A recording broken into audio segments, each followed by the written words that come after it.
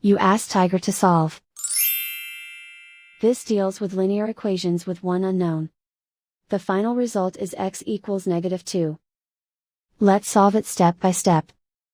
Simplify the expression. Break up the fraction. Simplify the fraction.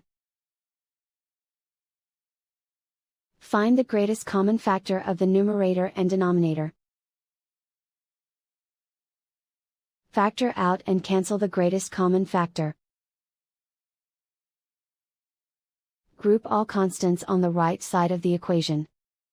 Subtract 2 from both sides. Simplify the arithmetic.